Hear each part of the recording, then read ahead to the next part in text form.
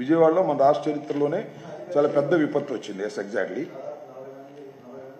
46 మంది అని చెప్పేసి వాళ్ళ రిపోర్ట్ చెప్తుంది.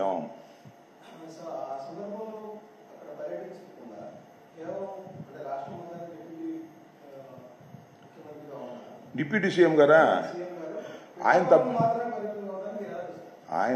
ఆయన మొన్నే చెప్పాడుగా పిఠాపురం అంటే that is his own constituency. So deputy CM అసలు ముఖ్యమంత్రి గారే ఇక్కడ ఉండి పర్యవేక్షించటమే కరెక్ట్ కాదు అని ఇండైరెక్ట్గా మన డిప్యూటీ సీఎం గారు చెప్పారు. ఎందుకంటే నేను వెళితేనే అంటే డిప్యూటీ సీఎం గారు వెళితేనే అడ్మినిస్ట్రేషన్ అంతా తన చుట్టూ ఉంటుందని, రిలీఫ్ యాక్టివిటీస్ జరగవని తెలిసి నేను వెళ్ళలేదని చాలా స్పష్టంగా చెప్పాడు. ఇవాళ ఆయన కాన్స్టిట్యున్సీ కాబట్టి ఆయన వెళ్ళి ఉంటాడని నేను అనుకుంటున్నా. మన రామానాయుడు గారి లాగా ఓవర్ యాక్షన్ చేయదలుచుకుంటే మన డిప్యూటీ సీఎం గారు కూడా వచ్చి ఒక చిన్న చీపరు పట్టుకుని ఇట్ట ఓటం మొదలెట్టానుకో, ఇక చూసుకో అన్ని పేపర్లు ఫ్రంట్ పేజీలు వస్తుంది, అన్ని టీవీల్లోనూ మోగిపోద్ది. కాకపోతే ఆ ప్రచారం ఇష్టం లేదని నేను అనుకున్నాడేమో.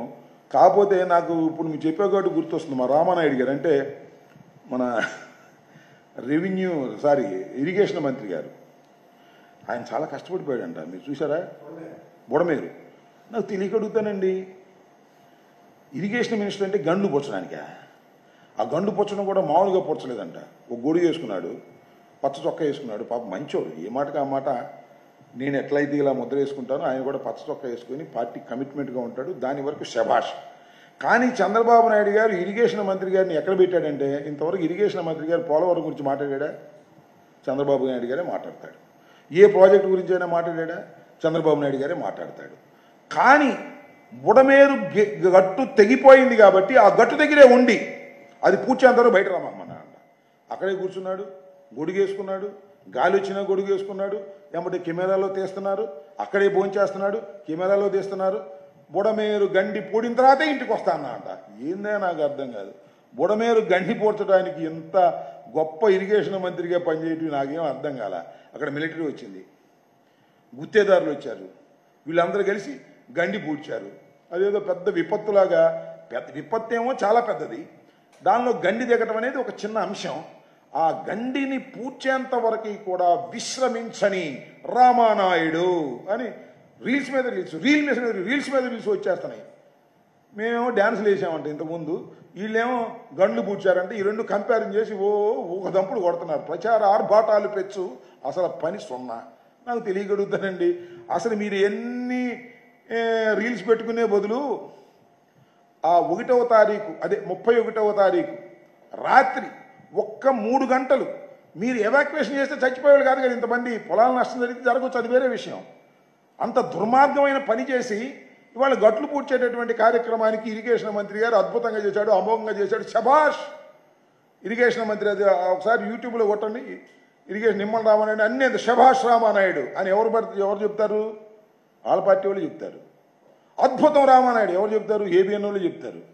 రామానాయుడిని మీ భలే రామానాయుడు ఎవరు చెప్తారు? TV5 వాళ్ళు చెప్తారు.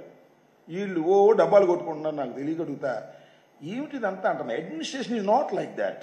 అడ్మినిస్ట్రేటర్ అంటే శాసనాలు చేసేవాళ్ళం మేము.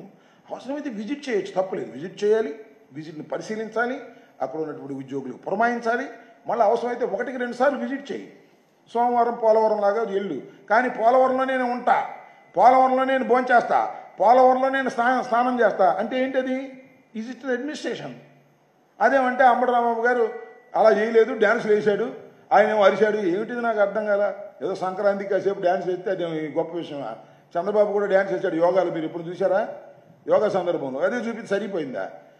కాకపోతే ఏంటంటే ఇవాళ మీడియా ప్రభావం పెరిగింది కాబట్టి యూట్యూబ్లో రకరకాలుగా శభాష్ రామానాయుడు, శభాష్ నిమ్మల, బలిరా నిమ్మల, సొంత డబ్బాలు కొట్టుకుంటే ప్రయోజనం లేదు నాయన. మీ గురించి ఏమనుకుంటున్నారు ప్రజలు అర్థం చేసుకోండి.